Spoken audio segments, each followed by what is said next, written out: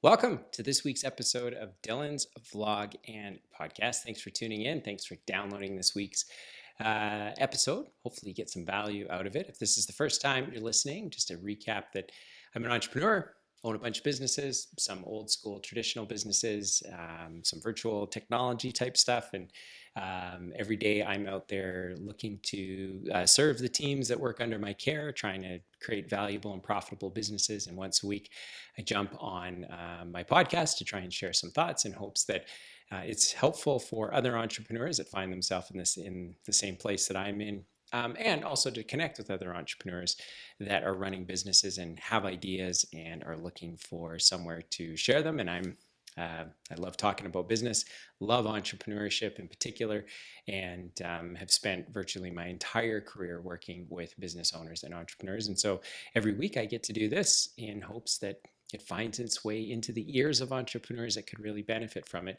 And today, just a couple of things I want to talk about. I want to talk about two things going on in the marketplace that I use to sort of consider my own actions as a business owner. And even though these are publicly traded companies, I think there is something to take away for even the sort of average small business owner. And then I'd like to break into another page from my personal playbook that I've used over the years to turn around companies and to fix them up. And that is the 80-20 rule for business owners. So I'm going to spend a little bit of time talking about that as well. So let's get right into the news. And there's a publicly traded company called Coinbase. They are responsible for being the custodian of cryptocurrency. And with the recent weeks' stock market activity, the stock market has, of course, gone in the toilet, as have cryptocurrencies. And there was an announcement like 2 weeks ago that Coinbase was looking to rescind a bunch of job offers that it had given to engineers and developers that were coming to work for them. And they just said, look, turns out we're not going to need you. So we are rescinding the job offer that we extended to you, and you were excited about accepting, and maybe may have already shifted your life around to accommodate this new job you thought you were getting. And sorry about that, but it's just not going to happen. And then today, as it turns out, Coinbase announced that not only did they rescind job offers, but they are laying off 18% of their workforce.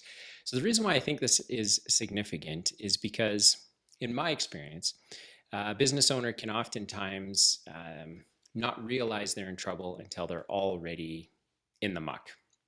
And what that looks like usually starts with cash. So someone in the organization will put their hand in the air and say, hey, we're running out of money. And the business owner won't understand how that's possible because as far as they were concerned, everything was perfect and yada, yada, yada, yada. So then they start making reactive decisions and begin trying to figure out how they're going to maintain their footing. Some entrepreneurs will enter that moment and look to make the adjustment and ultimately turn around their situation, whereas other entrepreneurs will just continue to move forward in disbelief every day, or they just don't know what to do. They might be aware of the problems and the challenges that are being presented in their business to them every day, but they just don't have a strategy, or they're not really sure how to get through it. And so first of all, that's what I've spent most of my career doing, certainly the back half of it so far. And if that's your business, I'd love to talk to you because I got lots of ideas and ways in which I can help you work through the moment to make sure you don't fold into it. But to give you some solace as a business owner, you're not alone in trying to figure out how to navigate a difficult time. Coinbase is a publicly traded company, and not only it was just 2 weeks ago that they were rescinding job offers, this week they're actually laying off 18% of their staff, which just goes to show you that even if you're a publicly traded company with a lot of smart people working for you, that you're still human and you are still subject to the things that affect all of us: disbelief, being over optimistic, not making decisions quickly enough, getting out in front of your skis, all of those sorts of things. And I think that the CEO over at Coinbase, it'd be tough for him I believe it would be tough for him to say that he wasn't aware that they were going to need to make these changes. Because if that is in fact true, then that just goes to show you how well that business is managed. And just to give you maybe a different part of the spectrum to consider, when you look at really big companies, and I'll use an oil and gas company that we're all familiar with, ExxonMobil, you never hear about them laying off. First of all, never hear about them rescinding job offers in a public news announcement. And you just wouldn't hear about that. And you also wouldn't hear about them laying off 18% of their workforce in kind of one sudden swipe.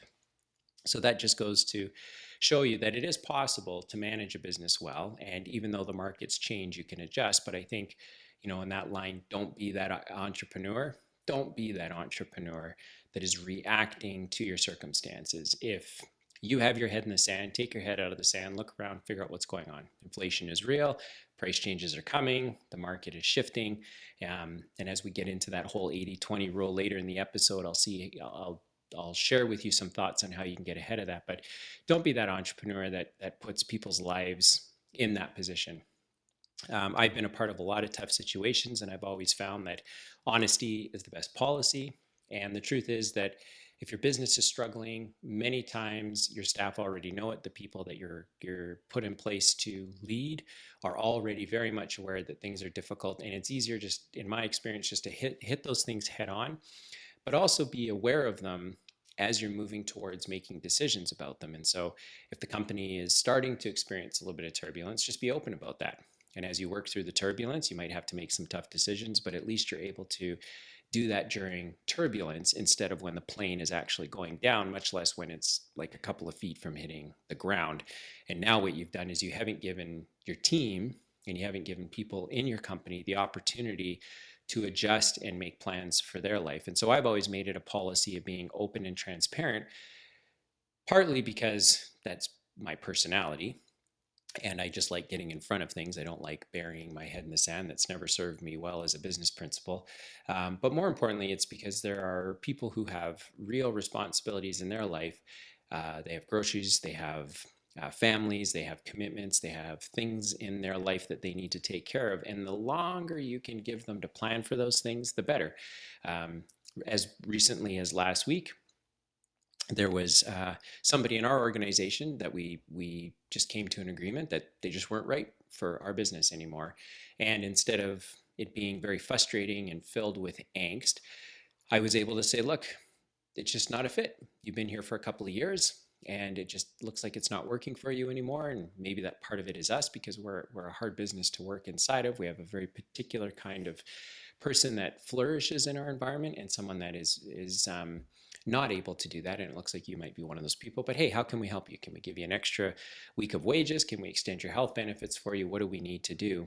And he didn't, the meeting didn't even start with him being fired or him anticipating he'd be let go. But as we talked through it, it turns out he was already kind of looking at other opportunities. And, I didn't want us to end on a poor note, because we're in an industry where our brand matters, our reputation really matters. And I think when you look at a company like Coinbase making the kind of decisions they're doing, it's going to be hard to attract new people. Whereas I'm hoping that in the way we conduct ourselves with our teams, that even if someone leaves us, they still speak very highly of us, and that affords us the opportunity to continue to attract high quality people. So out of the news, Coinbase, even though you might not have an interest in cryptocurrency or the public market, there's an example of a big company run by a lot of smart people that still make very common mistakes that we as entrepreneurs and small business owners should work really hard not to emulate.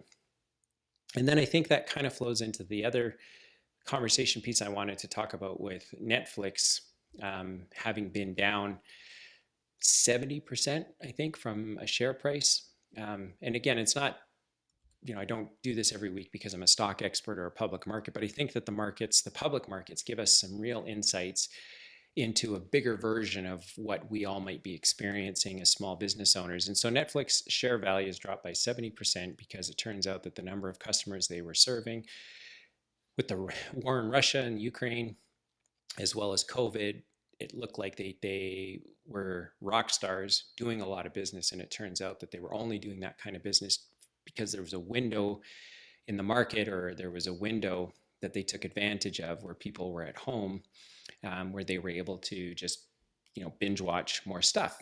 Anyway, the reason I share this particular point about Netflix having dropped 70% is because, again, if you've listened to this podcast for a while, this isn't a new idea that I'm bringing forward, but I think it's one that is worth repeating, because I'm being reminded of this this week as well in one of our businesses, is that the unique thing that your business is doing that might have helped you build a brand, build a reputation, build a user base, etc. That unique thing oftentimes becomes less unique with more time that passes. And so Netflix had a unique thing in that they would, first of all, mail you a DVD, and that evolved into online streaming before online streaming was even a thing. And so they were able to capture the rights to movies and stream them online because at the time no one was doing that. No one thought it was a thing.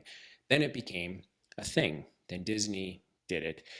Then Apple did it. Then Paramount did it. Then Fox did it. And all of a sudden everyone's in the streaming business. And instead of allowing Netflix to use their content, they just said, well, shoot, we can do this. We can put up a website and start streaming our own content. We don't need to license it out to Netflix anymore. So Netflix, having seen that coming, decided, well, guess what? We're going to get into the content creation business. Well, what does that sound like? That sounds like every other movie studio in Hollywood and in the world. You produce a piece of content, you distribute it through movie theaters, you get a bunch of ticket sales, then you sell it through DVDs and movie VHS tapes, and then you look to merchandise the characters and you collect royalties and licensing. And guess what Netflix is about to do? It's about to go down that road. So that window of uniqueness that allowed their share price to go all the way up to $700 a share or something like that, down to where it is now at what 169 or something like that, just goes to show you that while they were unique, there was money to be made, but they didn't work hard enough or quickly enough to understand that everything ends up falling back down to kind of like the historical average. And guess what? The movie studio model is a well-defined model. Streaming has just allowed for a different form of distribution, but movie studios have always had to figure out a way to distribute their content. And Netflix just had an edge on the market that is now gone, and now they're struggling to figure that out. So that's the backstory to Netflix. But what does it mean to you and me? What it means to you and me is, first of all, we should always be looking for that unique competitive advantage that allows us to gain a better foothold in the marketplace, or allows us to take some market share away from the market leaders. And ultimately, with one eye to realizing that that unique opportunity is not going to last forever, that while it's in front of us, we need to leverage it, but we got to have a game plan to either continue to be unique or understand that at some point that unique feature is not going to be available to us anymore. And so we better have built a good war chest, or we better have built a very profitable business that can run without that unique feature, because the rest of the market's going to absorb that. And as it turns out, I've seen this many times in my own experience working with local businesses or businesses that took advantage of an opportunity to solve a problem for customers. They did it in a way that no one else was doing it. They were able to capitalize on that way, but then they never figured out a way to evolve. And so ultimately their business ended up atrophying. And because of the kind of work I've done over the last couple of years, these businesses ultimately became, if not bankrupt, then just surviving on life support, because they could never figure out what their second act was, and they kept living off of past glories. So between Coinbase and Netflix, I think the public market gives us an exaggerated version of the problems and the challenges that us small business owners, entrepreneurs are facing. And it's also instructful for us to spend a little bit of time sort of thinking through it, because we can apply those lessons to our own business. And for me, the lesson in Netflix is that there's truly nothing new under the sun. There are windows of time when there are different ways to do old things, but then those different ways become the old way of doing it, and someone else comes along and builds on the idea. And so you can't rest on your competitive advantage for too long, and you do need to spend some time figuring out how to work away from that. And there are different strategies to do that. So maybe I'll spend a podcast episode talking about that. But a couple things to think about there. Don't be that entrepreneur that is making reactive decisions and affecting people's lives in a very negative way, when the truth is you're probably in the best position to make better decisions. And that's maybe style over substance. And then the second thing is realize that whatever competitive advantage you have today, make the most of it, but also have one eye towards what are we going to do when that competitive advantage just becomes commonplace. And we're going to need to find either a different thing to do, or we're going to figure out a way to leverage our advantage while we have it into building a brand, into building an identity, and so forth. So those are the two news things I wanted to talk about. And then the last kind of big conversation piece I wanted to discuss was the 80-20 rule for entrepreneurs. Again, I've talked about this a little bit in past episodes. I'm going to just spend a little bit more time talking about it now. And here's kind of the general idea. Now, 80-20 is very broad. So inevitably someone's going to send me a message and say, Dylan, it's not actually 80-20. It's more like 90-10, or it's more like 60-40. Doesn't matter what the math is. The concept is the same. And here's the concept. The concept is, so the 80-20 rule for business owners is that 80% of the business is done by 20% of the companies in a marketplace, which means that the remaining 20% of business done in a market is done by 80% of the companies in that same marketplace. So that means that generally speaking, leaders of the market have the best margins because they're doing the lion's share of the business to be done. Anyone else in the marketplace has the worst margins because they're just scrapping it out to try and figure out how do they survive. The margin, whether you look at gross margin or net margin, doesn't really matter. Margin simply means profitability. And that means that if you're a business that is a leader, that means that you are earning a disproportionate amount of margin for every customer you serve compared to a follower in that marketplace, which is just grinding it out every day to try and survive. So one of the first things to ask yourself as an entrepreneur is, where is our company? Are we part of the 20%, meaning we're a leader in our given market, or we're part of the 80% and we are a follower? And to be clear, there's nothing wrong with either. I have found this helpful as an entrepreneur when trying to figure out how do I create more value inside of a business. And the first place I start is by going, where does our business fit in the general market? And so, what does this mean for, say, the 20%, the leaders of the marketplace? Well, the 20% leading the marketplace, they have better purchasing power because of the volume that they do, which helps them have better margin. They have a bigger user base. So because they have a user base, they have more consistency and predictability in their revenue, and they're able to plan their businesses better than a market or a business that is following the market leader. And of course, as I just said, the companies that are leaders, they simply have the best margin. So the challenge, however, because the great thing about business is it never stands still. Business is always moving. It's a very competitive game. Is that growth ends up becoming very hard to find if you're a market leader. And so once you've reached the top, you have to figure out a way to keep feeding the machine and looking for new places to grab more opportunity. Otherwise, the business begins to atrophy.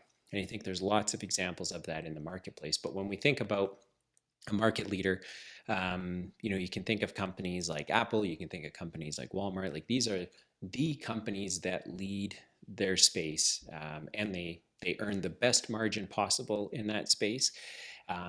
But they also have to keep figuring out how to grow their business and offer new things in order to stay relevant and to maintain their position, because you can't just become the market leader, stay there forever simply by being present. You do have to be very strategic and intentional about what you're doing. So if you're a market leading company and you want to avoid that pitfall of having to feed the machine, what does that mean you have to do? Well, you've got to figure out a way either vertically or horizontally to leverage opportunities or to create opportunities that leverage the purchasing power of whatever it is that your product or service allows you to do.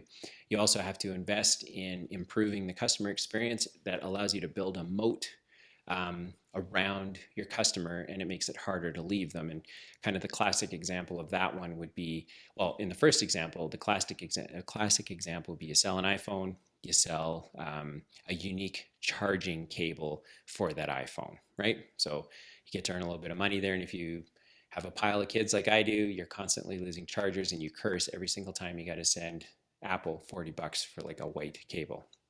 But investing in improving the customer experience and building a moat around your business would look like having a unique piece of data that only your company has, that your customers, if they left you, they would have to leave that data behind. And so part of the experience of what you do with Apple, for me as an example, would be maybe like the keychain password. If I were to ever leave Apple and the iOS software that they make, I'd have to like go figure out all my gazillions of passwords that I've had over the last decade that Apple just has stored for me. So that would make it hard for me to make a switch. And then the other thing to do is to find opportunities to expand your margin, because growth doesn't come for free. In fact, growth is very expensive, and for a business that has never done that before. So if you think about like the cash flow quadrant, which I've talked about on the last couple of episodes, when your business finally moves from struggling to adjusting to growing, the very first thing that most business owners realize is that growth doesn't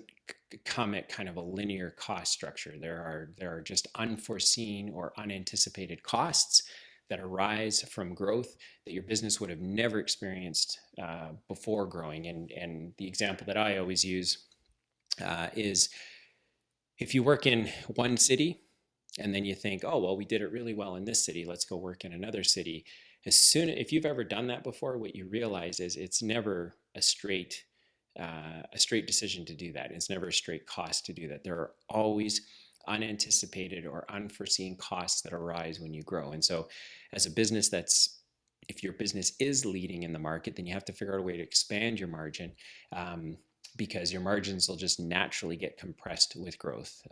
You don't get to earn the same type of margins at $1 million, or sorry, at $10 million that you were earning at $1 million, because typically at $10 million, you have greater costs and other costs that you didn't anticipate having when you were just at $1 million. So that's for sort of what a company should do if they're in a leadership position. Now let's talk a little bit about a company that I think is most of the small businesses out there. Certainly it's why I believe most small businesses fail, is because they don't become a market leader in any kind of niche. They're just a business that was exciting for a few years, but then they start to realize that they're not making any real money. The reason why they're not making any real money is because there isn't any real money to be made, because all of the real money is being made by the one or two market leaders in their marketplace. So they don't have the purchasing power. So that means that the small business is struggling and fighting to just maintain margins. They don't have the user base because they are constantly fighting for customers based on price, which then means that they're fighting for margins. And they don't have the margins to maintain the fight, because they end up retaining, say, the people, or they end up hiring people that they over leverage, because they can't afford to hire more people to do the job. So as an example, you might put someone on salary for 40 hours a week, but generally they're working 45 hours a week. And in 1 week, that doesn't seem to mean a lot, but every week they're just tacking 5 more hours on to their day. A company isn't necessarily paying for, and the reason they're not paying for it is because they don't know that that's what's happening, or B, they don't have the money to pay for it, and they just expect that the employee will make up the difference. And so everything in a business that's a follower business, a follower to the leader, is difficult, and it's a fight. But there is hope. So much like a business that is leading the marketplace doesn't get the opportunity to stay there for free, there are things they need to do to stay there. A company that is classified in this example as a follower, they're following the market leader. What do? Well, the first thing you can do is you can take that big market that you work in, and instead of trying to service everybody in that marketplace, you can redefine the market. So if there are 100, or say there's 1,000 customers in your marketplace that want your particular, that generally want the particular product or service that you provide. If you're able to take those 1,000 and then cut it down and redefine, say, 100 of them, so take 10% of the marketplace, redefine it, and then say, that is our market, and we can be the leader of that market, then that becomes a niche in which you can lead. And depending on how you define that market niche and what you end up doing to service it, you might find that you could become the leader in that niche, and then start to benefit from all of the things that come from being a market leader. And again, a market leader, as I define it, would be a company doing most of the business that's available in that niche or in that market space, as opposed to just fighting for whatever's left. So you can redefine the market and find a niche that you can become the leader in. You can redefine the margin by improving the experience so that you can, charge more, or you can improve the process so that you can utilize people better. And this is pretty classic of where software is a great advantage. So in a simple example, let's say it takes you a staff of 3 people to service 100 customers. Well, if you can use software to service, say, 200 customers because the three people are doing a job that isn't really high value. A lot of it is maybe just moving information or data around, or maybe you just don't have data or information and you're able to put software in place. Then it means those three people can be utilized in a different way to do a different job that helps you service more customers. And so, an example for my business would be, we used to have somebody that would manually create work orders, would manually put technicians on and off of those work orders. Then when the work order was done, kind of, spend a bunch of time fixing it up. Well, we put a bunch of software in place to do all of that. So the mechanic puts himself on and off of a work order. They track their time. They're incentivized based on how well they spend their time. And the human being that used to do all of that manual work is now available to spend a couple hours a week calling new customers or following up with old customers and asking for more business. So cost structure doesn't change, but by improving the process, it allowed us to utilize people better, which allowed us to redefine our margins so that we didn't need to drop our prices we didn't need to increase our prices when everyone else in the marketplace was doing that over the past half year. And then what else can you do if you happen to be a follower company? You've redefined the market and you found a niche that you can be the leader in. You have made your business processes better by improving the experience or using technology to take out some of the operational drag.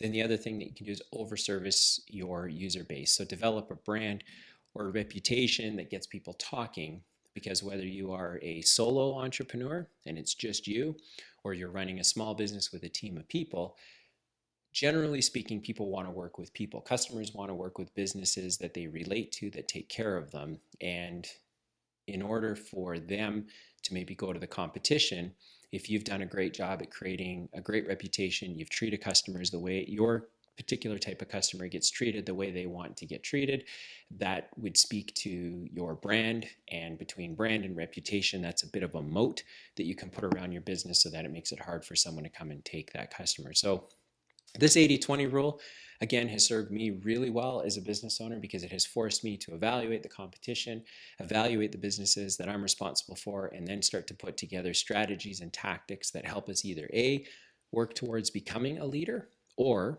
in my example, fighting to create a brand new niche and redefining the type of customer that we serve, let go of customers that don't fit that profile anymore, and then work double time to try and find new customers that do fit that profile. And so far that's worked very well, but I thought that might be worth cracking into a little bit. I've spoken about the 80-20 rule before, but never really at the kind of level I did in the last couple of minutes here. And if you're an entrepreneur or business owner, you want to kick it around with your business, Dylan, not sure if my business is part of the 80, if it's part of the 20. I kind of conceptually understand what you're saying, but maybe just like, here's the business I'm in. How do I develop a niche? How do I become the leader in that niche? What are some strategies I can be using so that I'm not struggling to just survive and maintain my margin and service customers, that I can actually build the business that works for me and or my team, and that we can build something very valuable here. So I love those kind of conversations. So reach out. I'd be happy to give you some ideas. Again, they're not perfect. I can just share with you what I've learned and what I've discovered through my efforts to do all of this. And I think that brings this episode to an end. So thanks for hanging out. Hope you were able to get some value out of that. So make sure to subscribe, hit the bell, give a review, give a rating, share it, tell someone that, hey, there's this guy, Dylan, who's an entrepreneur that runs these businesses, and every week he just yammers on about a bunch of stuff. Maybe you'd find it interesting, maybe connect with him, talk to him about your business, give him some feedback on what he's talking about, because maybe in the process you're going to learn something too. So thanks for tuning in. Thanks for being a part of this week, and I hope you tune in next week as well.